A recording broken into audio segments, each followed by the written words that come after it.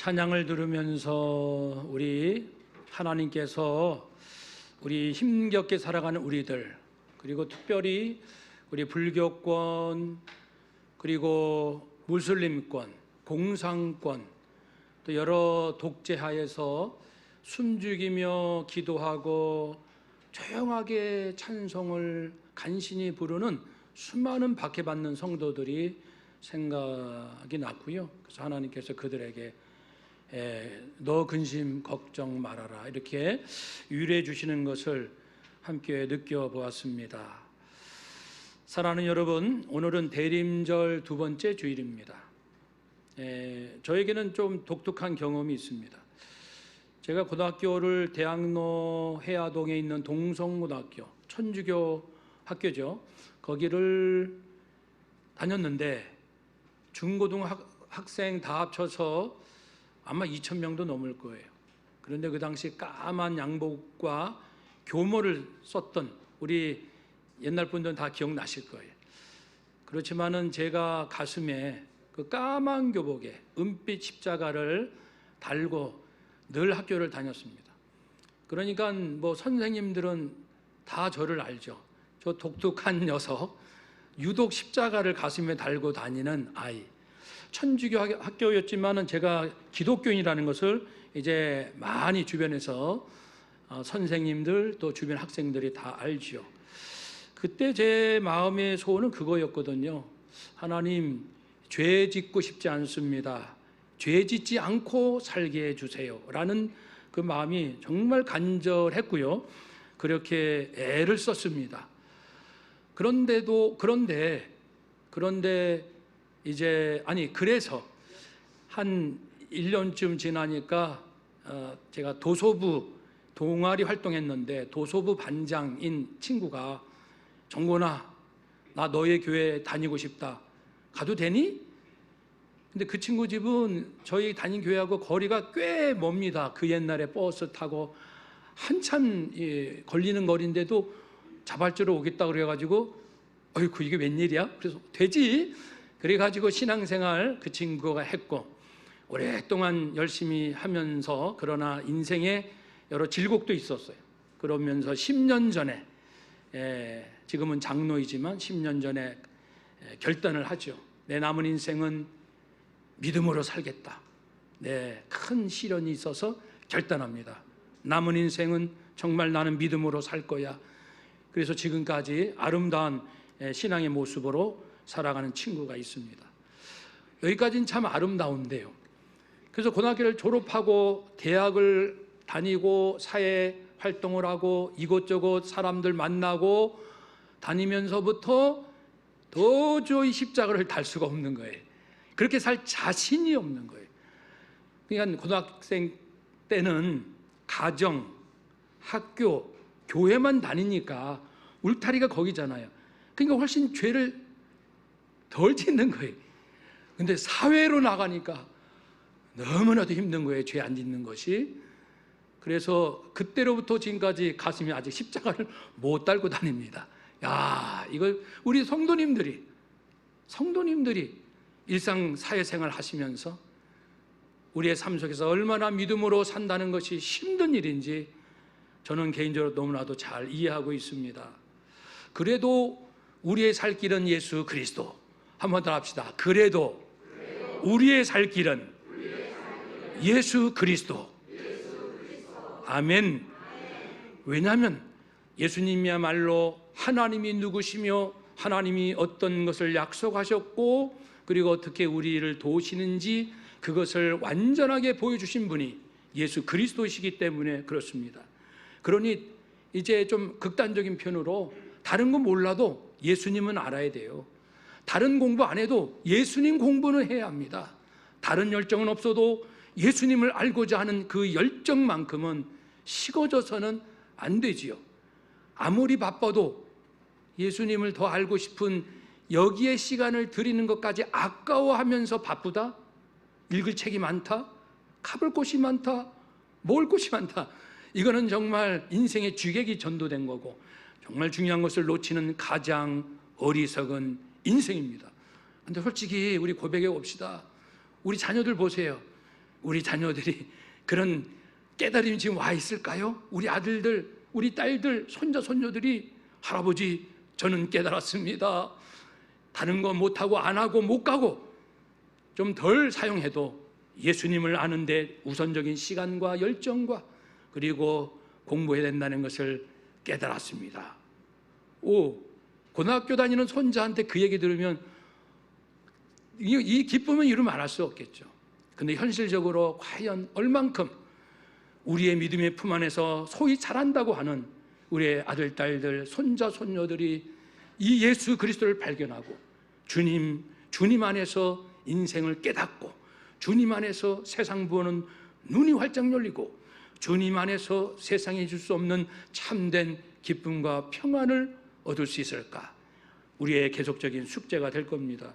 대림절을 맞이하면서 우리 오늘 본문을 통해서요, 이제 예수님께서 공생에 이 땅에 오셔서 30년 사생활 마치시고 3년 공생에 시작하시는데 먼저 있었던 첫 번째 사건입니다.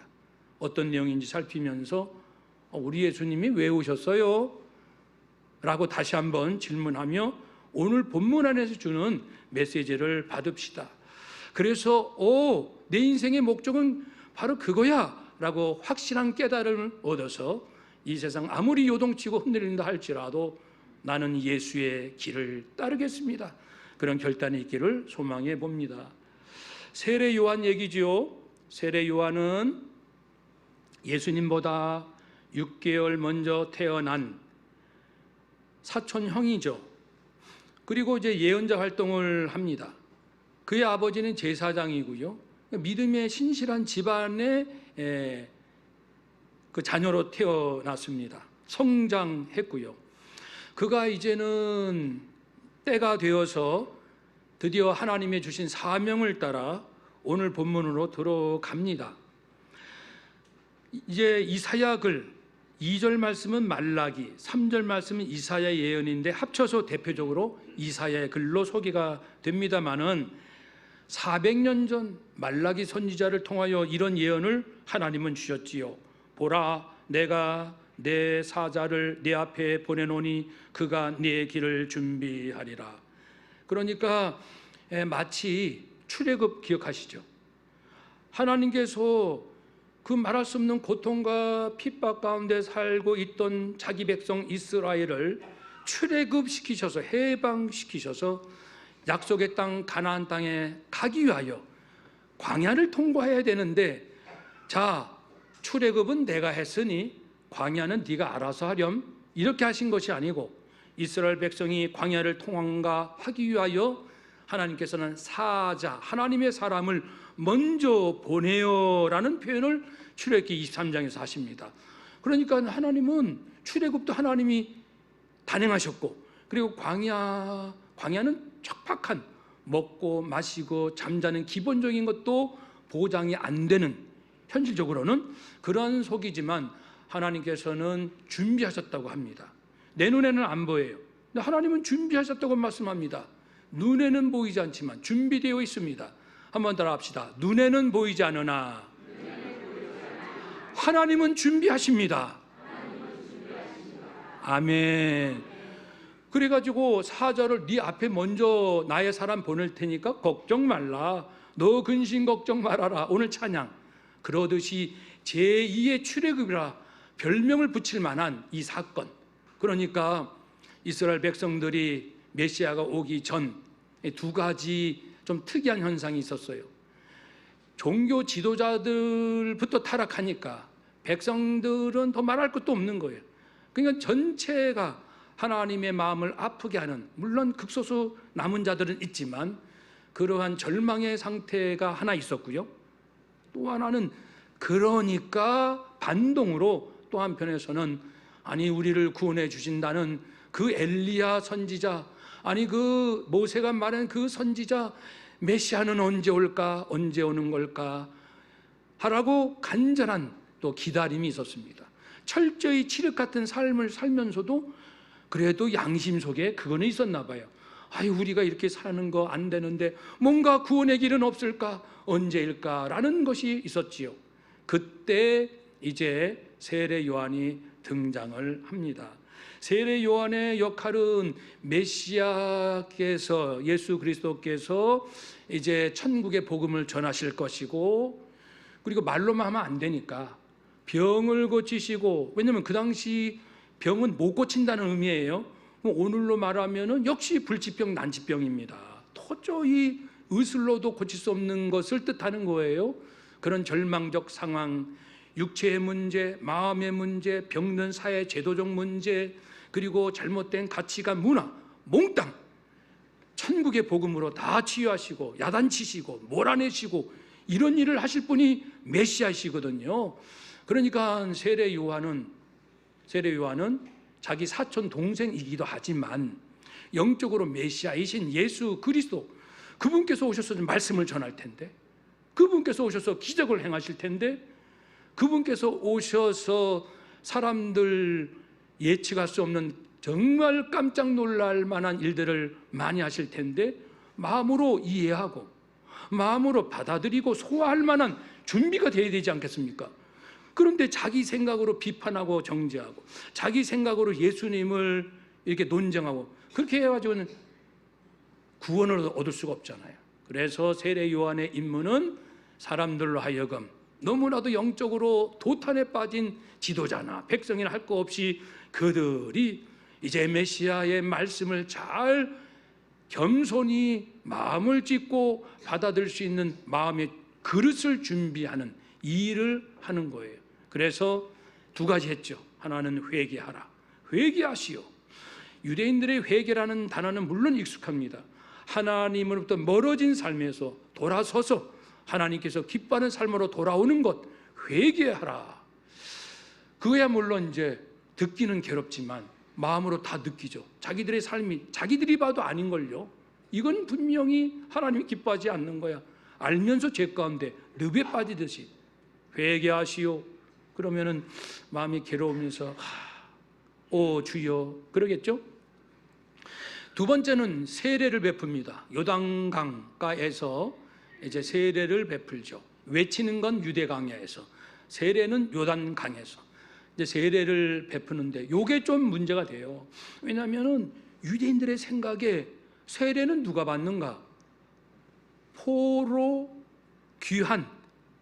생활 끝나고 돌아온 이후에 세례 받는 일이 있었는데, 그것은 유대인이 아닌 사람들, 그러니까 바벨론, 아수르, 바벨론, 페르시아, 그리스, 로마 제국, 애굽 사람 등등 주변의 다른 사람들, 이방인인데 저요, 모세의 율법을 주신 하나님이 참 신인 것 같습니다.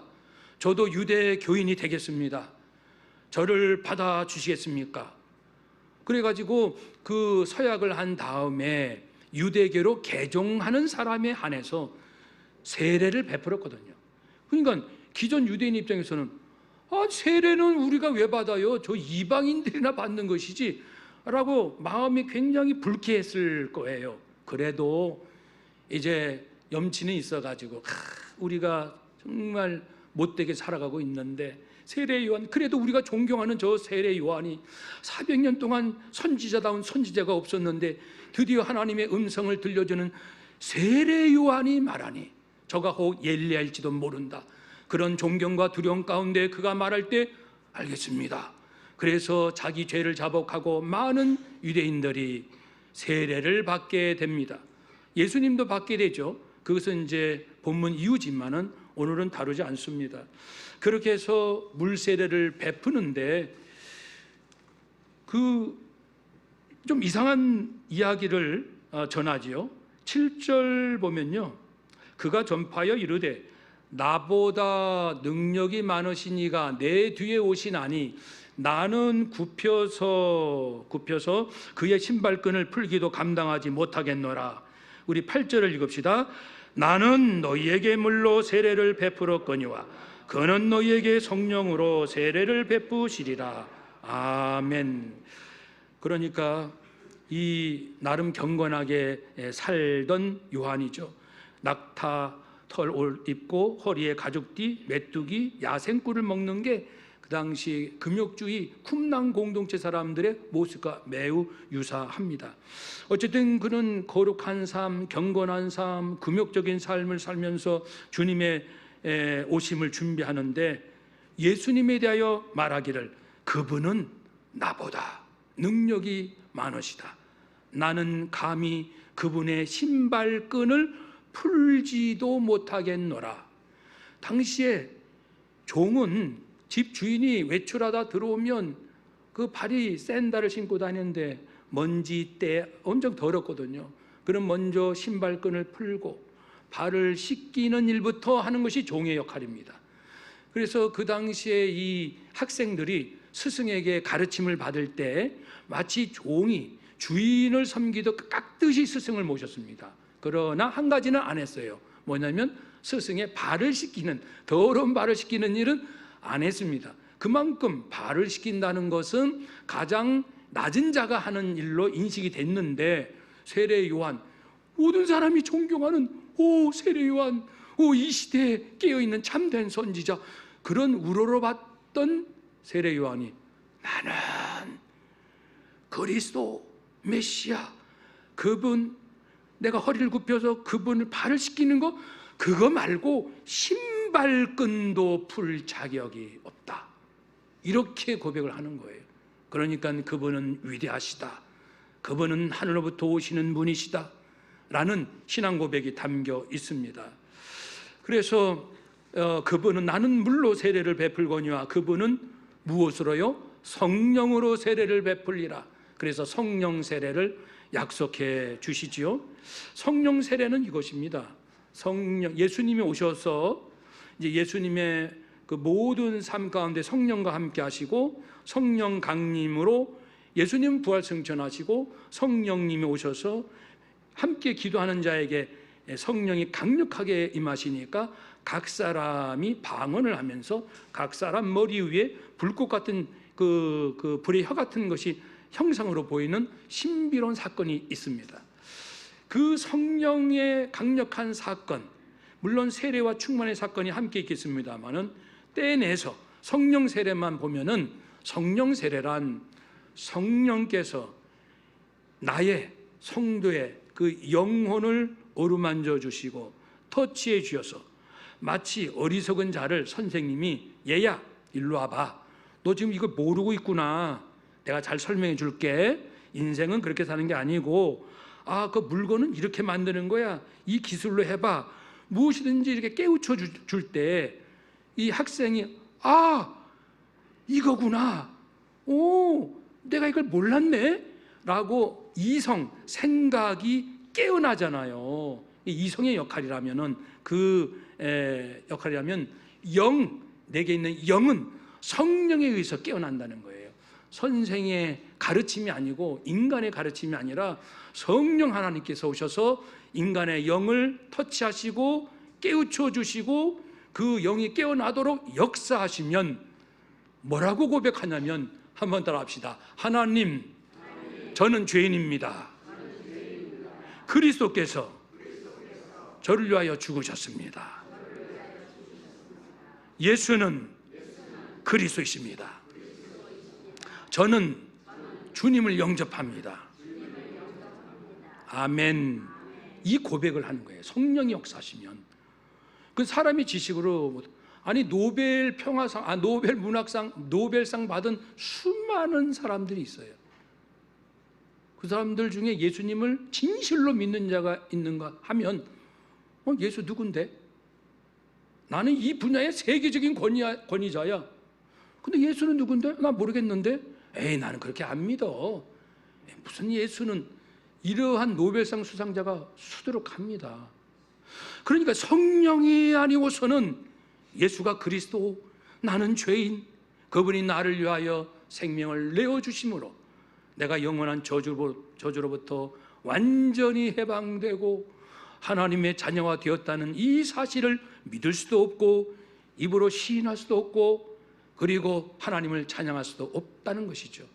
예수님께서 이제는 성령으로 세례를 베푸신다는 것은 성령 강림 사건을 통하여 예수님이 보내신 성령님을 통하여, 물세례는 요단강에서 그때 그 사람들에게 베풀지만은 성령 세례는 누구나 이제 전 세계 어디에 있으나 차별 없이 그 사람의 기질, 성격, 직업, 그리고 그 사람의 꿈, 목표 이런 상관없이 누구나 성령이 터치하시면 저는 죄인입니다. 마른 막대기입니다. 벌레만도 못한 자입니다. 나는 죄인의 괴수입니다. 옆 사람이 아이봐, 당신같이 착하게 사는 사람 어디 있어? 당신은 법 없이도 살잖아 라고 말하는데 성령의 터치를 받은 사람은 하나님 저 같은 죄인이 어디 있습니까? 저는 말할 수 없는 정말 억만의 죄를 지었으며 하나님의 용서가 아니면 이 죄의 저주로부터 벗어날 수 없으니 이렇게 고백을 하는 거예요. 이렇게 고백하는 사람 보셨습니까? 어디에 있습니까? 그렇게 고백하는 사람들이 바로 교회 안에 있습니다. 우리들입니다. 그러니까 성령의 세례를 받은 사람만이 내가 인간의 도덕적 비교, 우위에 따라서 하는 게 아니고 하나님 앞에 선 죄인. 한 번 더 합시다. 하나님 앞에 선 죄인. 이 죄를 고백하는 겁니다. 성령의 사람, 성령의 세례를 받은 사람들이. 그런데 우리는 내가 그 정도로 고백했는지 안 했는지 사실은 모를 수도 있어요. 내가 어릴 때부터 모태신앙, 주일학교 다녔고 습관 따라 교회 왔고 예배 드렸고 분방 공부했고 수련회 갔고 교회 봉사했고, 그런데 내가 정말 성령께서 내 영을 깨워서 제가 주여 이 세상 온 우주보다 크고 무거운 죄를 지은 죄인입니다.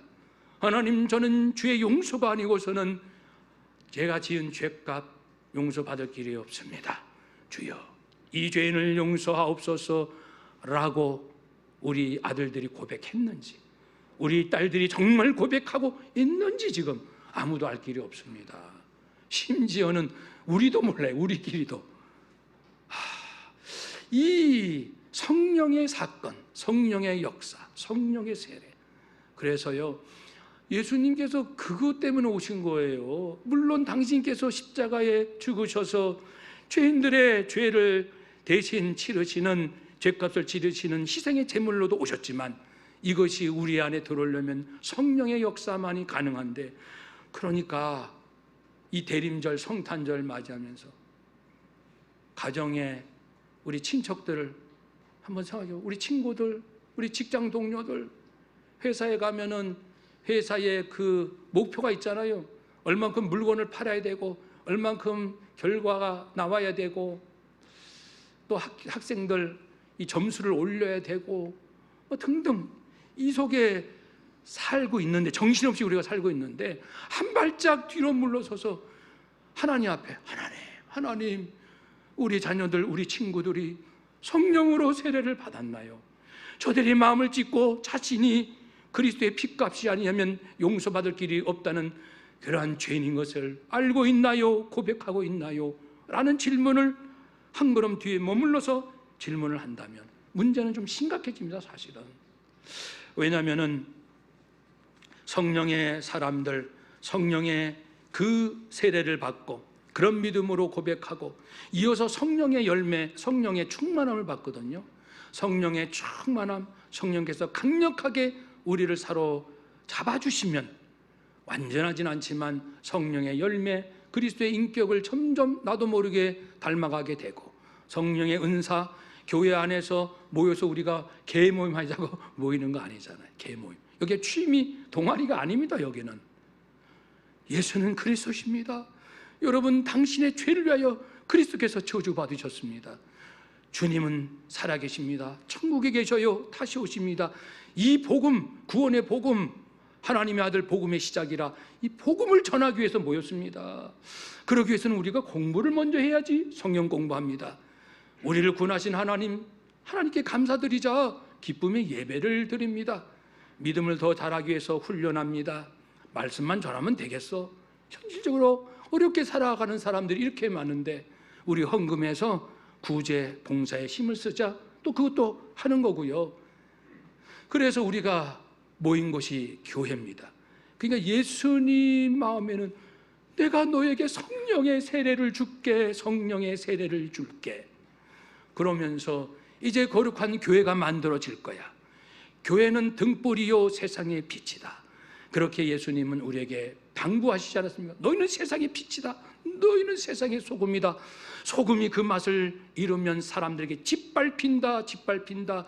교회도 짓밟히고 목사들도 짓밟히고 성도도 짓밟히고 다 짓밟힌다. 그러니 깨어라. 성령의 충만함을 받으라.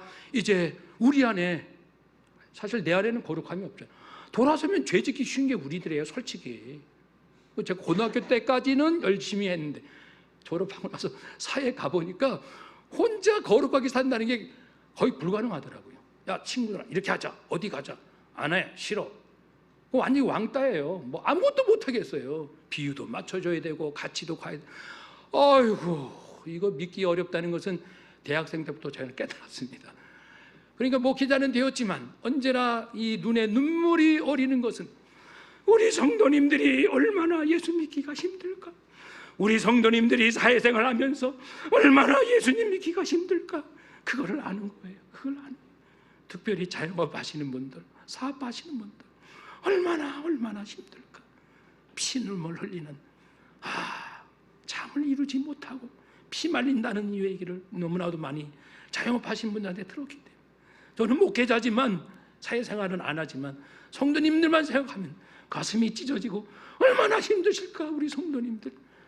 그러고 나면요, 한편에 저도 목사지만 목사님들한테 화가 이렇게 나는 거죠.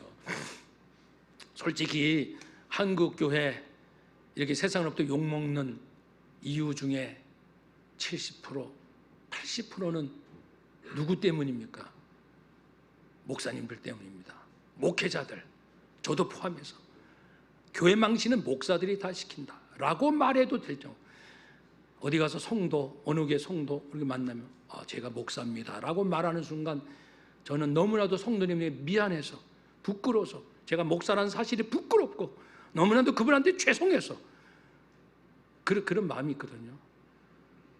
그래서 이제 우리 대한민국 지금도 뭐 기후위기다, 전쟁, 테러, 경제적 어려움, 물, 에너지, 식량의 감소, 뭐 걱정거리는 태산같이 많은 세상, 거기에 짓눌리면 숨 막혀서 못 삽니다.